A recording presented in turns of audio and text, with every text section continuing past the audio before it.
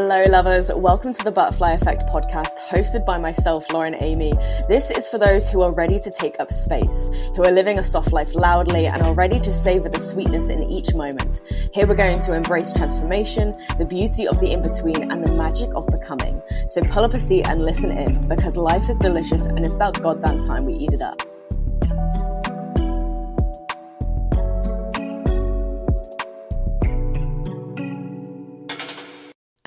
Hello, my little stunners. Let's boldly and bravely reclaim this space that we were born into, shall we? Woof, she's woken up with an extra slice of audacity this morning. Let's go. Hello, honeys. Welcome back to another episode of the Butterfly Effect podcast. I've got some good energy today, which is good considering I did not have good energy yesterday. I was actually meant to record this episode yesterday, but I was so grumpy. I was such a Mardy bum yesterday. I do know what happened. I've just been really stubborn, and it's like one of those moments where you had to gentle parent yourself. I was literally talking to myself like I was a toddler and I needed to be put to bed. That was exactly what happened. I stayed up stupidly late the night before just because I really wanted to finish this documentary. Then I wanted to read more of my book. Even though, like, I'm falling asleep in my book and I should just, like, Lauren, just put the book to one side, close your eyes and go to sleep because that's clearly what your body is telling you to do. But I'm like, no, one more page, one more chapter, blah, blah, blah, blah. So I didn't get a lot of sleep and then I woke up and I just felt awful. And then I was, like, meandering my way through my day and then I was like, God, I'm just so grumpy. And then I clocked it. I was like, it's because you didn't get enough sleep last night, isn't it, Lauren? It's because, you kept yourself up. And again, that's why I'm like gentle parenting myself. Like, if you'd gone to bed early and got your 8 hours, this wouldn't have happened. You wouldn't be annoyed at yourself.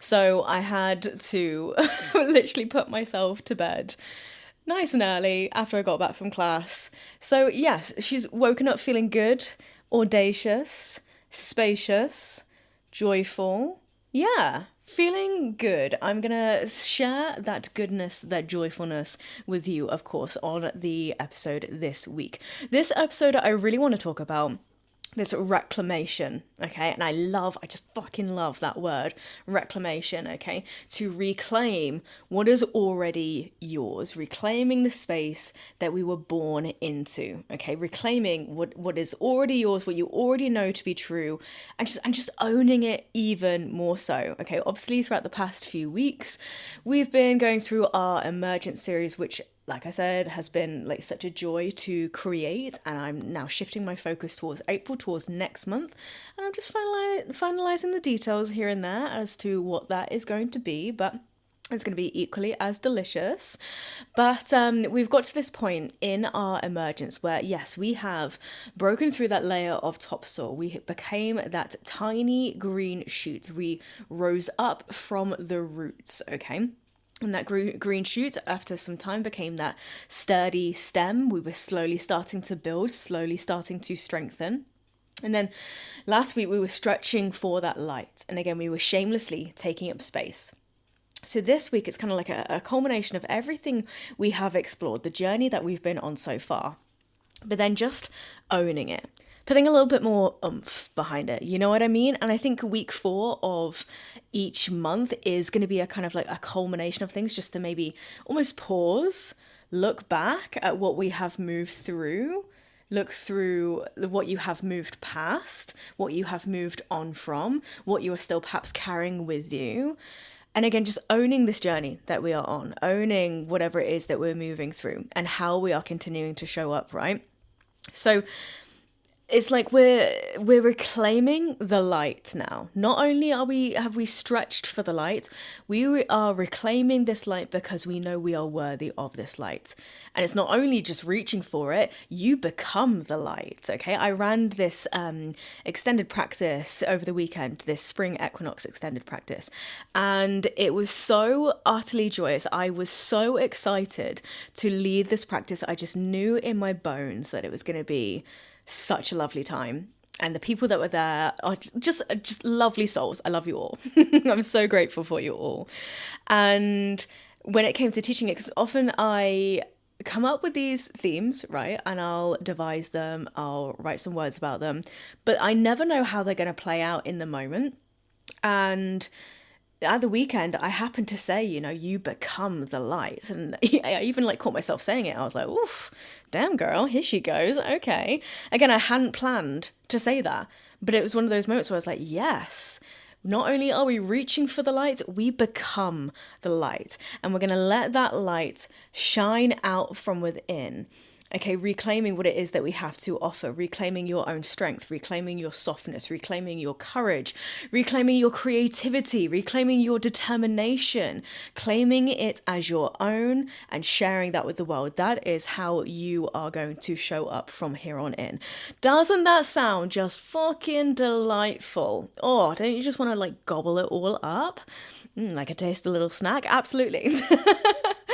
It just sounds joyous, and it sounds really empowering, and that's exactly what I want my offerings to be. I want them to be empowering. I want them to encourage you to think about how we're showing up each day. And again, you were put on this earth for a reason. You are here for a reason. You are in this practice for a reason. You are listening to this episode for a reason. Whatever that reason might be, you're here.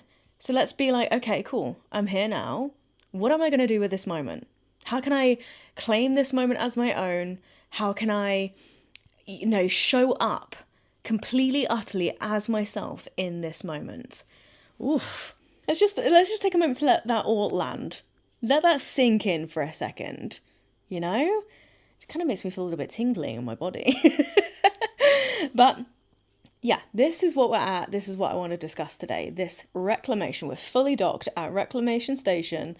Let's go. So I suppose maybe defining a little bit more so about what to reclaim means. I mean, I hope you can kind of get the idea of what I've said so far, but reclaiming it doesn't necessarily mean like adding more or even taking anything away. It's stripping back, I suppose, any kind of conditioning that maybe made us feel small or less than what we are. It's peeling away that conditioning, and with that, it's coming home to who you really are and what you were born to be, what you were destined to be. And of course, that's choosing yourself again. Always, always, always. That's always what we're going to come back to, choosing yourself over and over again. And with this, I think it brings out this kind of quiet confidence. Again, that quiet little bit of oomph, like, yeah, I'm here now, so I'm going to take up space here now. And not being afraid of it, not being afraid of your own self, actually.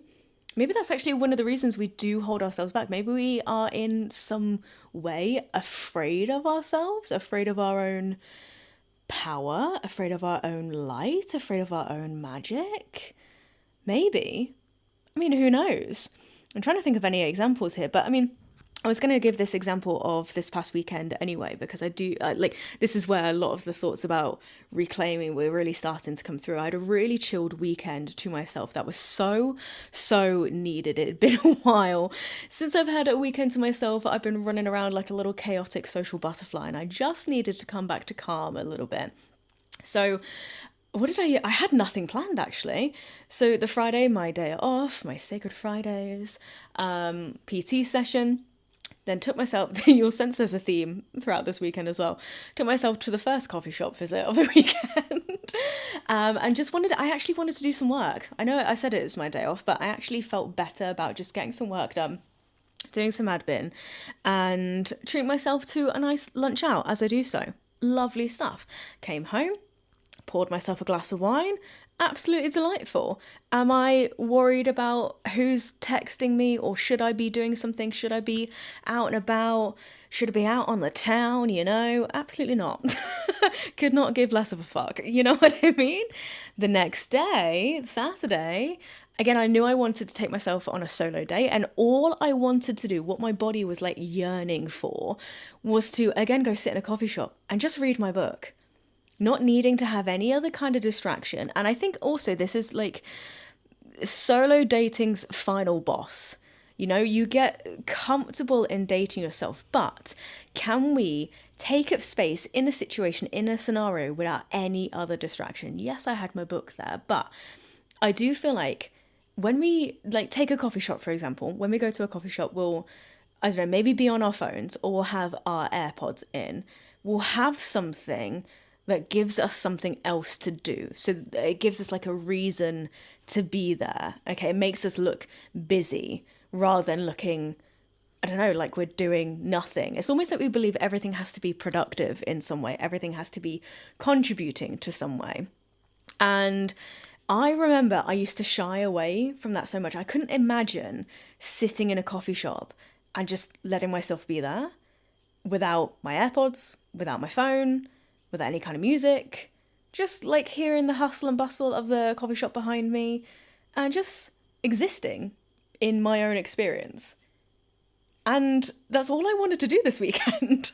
And it got me thinking, because I was like, wow, that's clearly what I'm really yearning for right now, what I really need. But past me would not be able to do that, would not be able to just exist in a place where there's other people around me, where I'd probably be thinking like, oh, they probably think I'm a bit weird, or they're probably wondering what I'm doing here, when no one cares. No one cares. Again, no one else could give less of a fuck, you know? No one cares. And there's also a beautiful quote, let me remind myself what it was. I saw it on social media and I was going to do a post of my own about it, where this is it. It was like, no one's coming to save you, but also no one's coming to stop you. And suddenly that opened up a whole other realm of possibility. Yeah, no one can stop me from sitting in this coffee shop and reading my book. No one can stop me from just existing here, from sitting at this table in this little slither of sunlight and just enjoying my Saturday. No one can stop me. But what often is the case is that we stop ourselves. Again, it comes back that we're sometimes afraid of our own ability. Isn't that weird? Isn't that absolutely bonkers? So I just love that phrase. No one's coming to save you, but also no one's coming to stop you. So again, own that. So like I said, that's all I wanted to do on Saturday. And I went to this new coffee shop, Wooden Hill, Haynes, lovely, cutest little gift shop as well. And I was really tempted to buy this pink disco ball that I probably will go buy and purchase, because it's still in my head.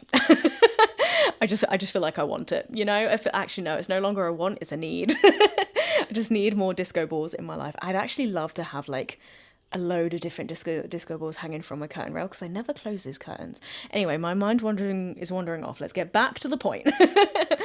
But I was sat in this coffee shop reading my book, and I happened to bump into someone I know, had a little chat, and they were like, oh, what are you doing? And I was like, I just fancied a day out. I just fancied having a little visit to somewhere new and just sit and read my book. And the friend that she was with was also like, good for you. And I was like, I know, right?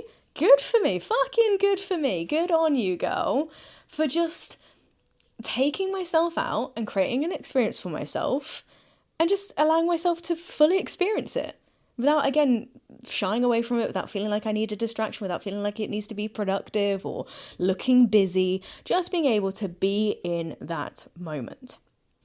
And I had that kind of feeling where I was like, you know, when you just knew it, you know you're doing something like good for yourself, and you're just like, oof, check me out, you know? Because past me could never.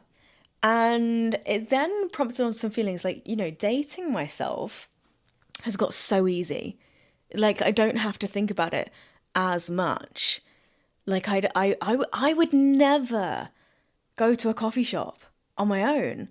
I would, like, even if I had my laptop there, I would never do that.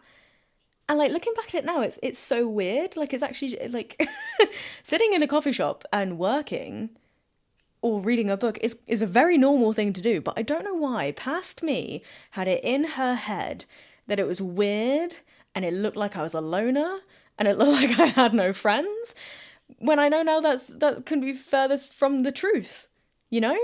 So what was I worried about? What was I panicking about? Doesn't matter, no one cares, no one can stop me. Do you see what I'm getting at? Do you see where I'm taking this here? It's just got so easy.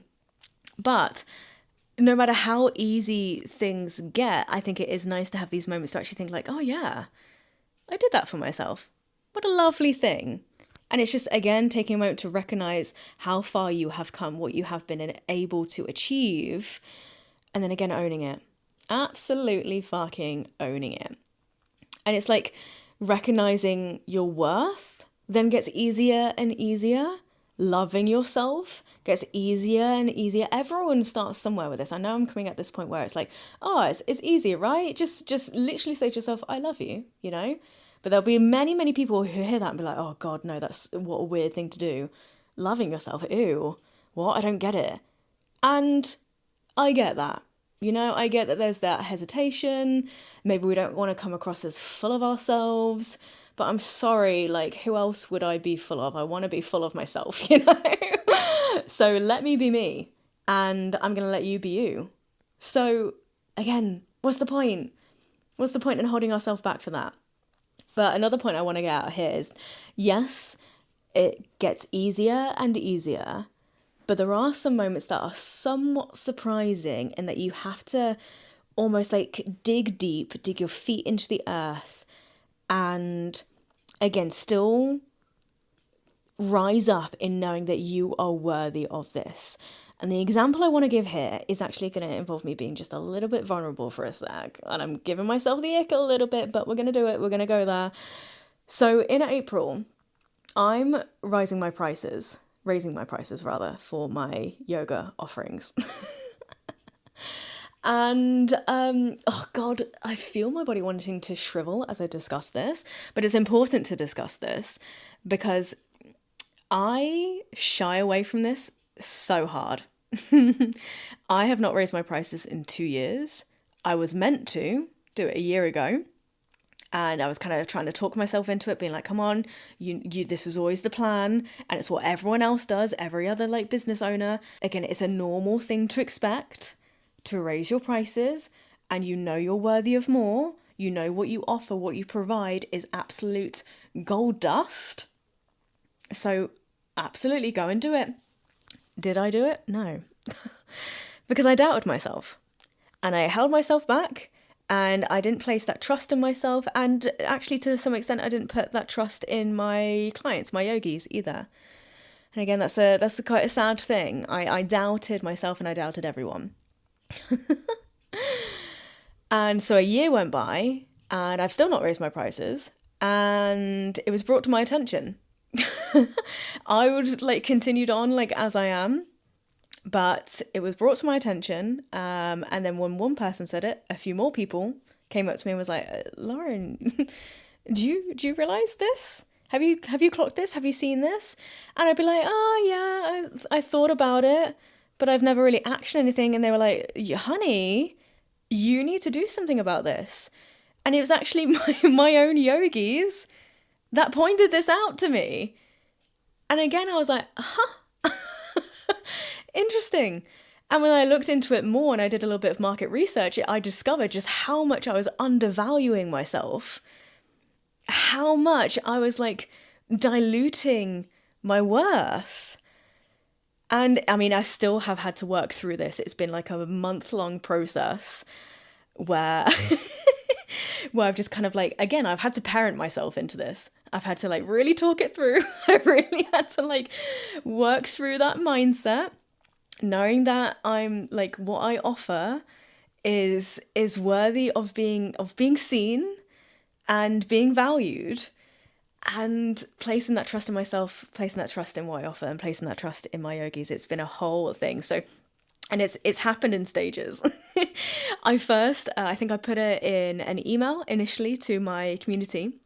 So you might even got that email where I said, you know, prices are going up as of April 1st. When I put that in the email, I still hadn't decided what the prices were going to be, but I had to put it in the email. I had to say that this is happening. Even though I don't know what it was going to be, I just had to say this is happening. And again, it was just my way of, I don't know, kind of like standing up for myself. You know what I mean? It's so hard as a business owner. It's so hard if you're self-employed, if you're a freelancer. Everyone who is a freelancer will agree with me in this, and everyone who I have spoken to has backed me up on this and said that it is one of the hardest, trickiest things. So if you're listening to this from like a client perspective, again, I just think it's useful to hear the other side. And whilst you might think that, I don't know, your nail artist has just put her prices up, whacked them up without a thought, no. They have thought long and hard. They have gone through their own process. They have perhaps doubted themselves. They've questioned their worth, and they finally found that confidence to action it. And yeah, so whilst some things get easy, there will be other things that you still have to parent yourself through.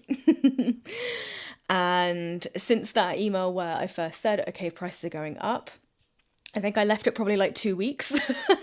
And I've only now kind of like confirmed in my head what the new prices are, and I've put it up on the website, blah, blah, blah.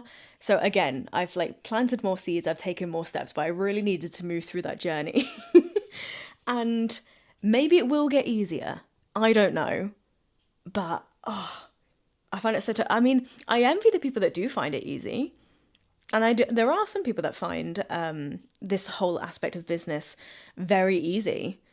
And I mean, fair enough. Fair play to them. But maybe I'll get there. I don't know. But again, I just wanted to use that as an example of, again, owning, reclaiming your worth and just owning it, you know? And even when it feels tricky or uncomfortable, place that trust in yourself. And of course, if whatever it is, if your job is also like public facing, right? Placing that trust in the people around you. And yeah. So I hope that was a few interesting examples there. And it's a reminder that not everything is easy. But what's the phrase that if everything is easy, we probably wouldn't bother? You know what I mean? Sometimes you have to push yourself towards that challenge, and you'll then have to push yourself through another challenge, you know? It's not like this confidence and this audacity and this worthiness arrives one day. It's built in the moments you choose yourself. It's built in these moments of reclamation. Ooh, that was delightful. So again, if you're working through any kind of hesitation or self-doubt, or I don't know, whether you're asking for too much, or I don't know, whatever reason you're perhaps holding yourself back, take a moment to recognize your value, see everything that you perhaps offer or provide. And again, this doesn't mean just in a work setting, but like how you show up each day, how you show up for the people around you, and believing in that, believing in yourself and trusting in yourself. And so whilst this reclamation, I don't know, might feel like some sort of risk, staying small costs more. I'm just, again, I'm like kind of stunned by my own words. Yes, staying small, staying hidden, staying silent costs more. So honeys, where are you still shrinking? Where are you still asking for permission? And again, as we continue this theme of taking up space and emerging into who you were always meant to be, how can we do it with just a little bit more oomph behind it? And enjoy it, you know, enjoy this experience, enjoy this human experience of yours. Yes, there's moments of frustration, anger, doubt, sadness. All right, you've got this one life, let's live it. God, I'm really full of the one-liners today. Wow. that 8-hour sleep is really serving me.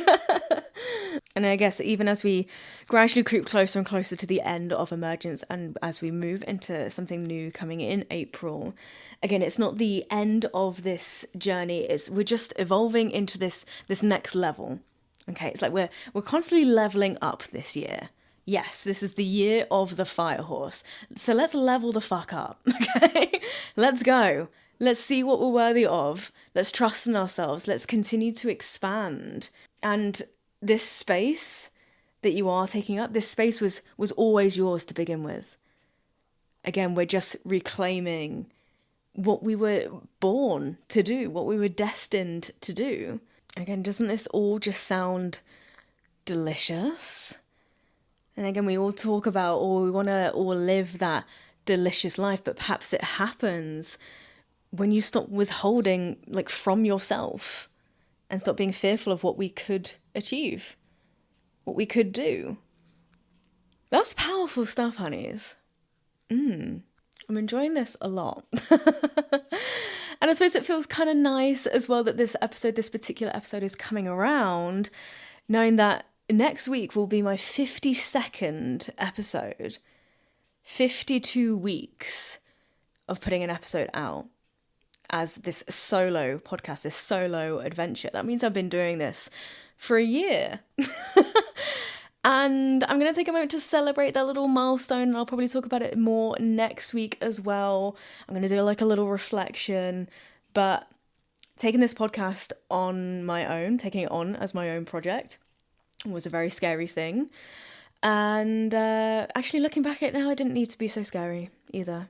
Because then again, who cares? No one can stop me.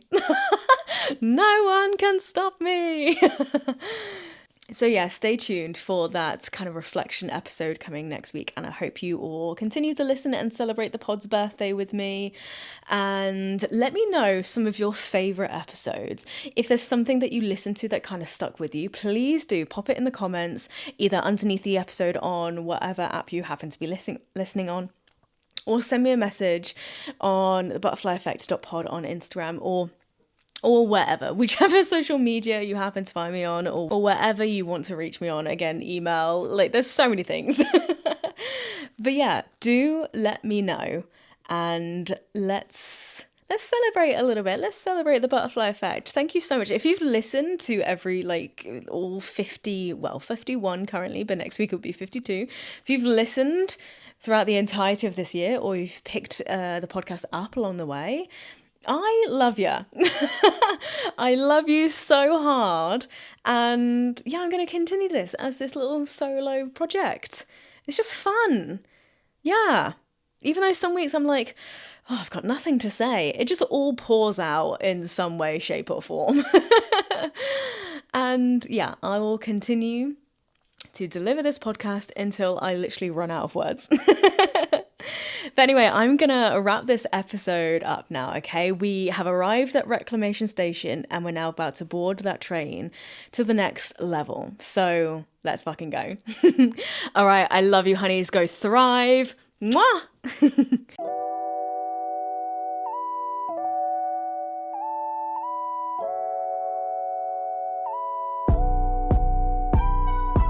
Alright, stunners, thank you so much for listening to another episode of the Butterfly Effect podcast. I hope it has left you feeling suitably inspired. And as always, please don't forget to rate and review, like and subscribe, all those lovely things, as not only does this help the podcast grow, but it also helps us to reach more beautiful souls who need to hear these conversations. And of course, come hang out with me over on Instagram and TikTok at LaurenAmyYD, and follow the pod at butterflyeffect.pod. You can also dive deeper into yoga, meditations, poetry, and so much more with me over on Patreon. Until next time, keep living a soft life loudly because you know you deserve it, and I'll see you in the next episode. Mwah!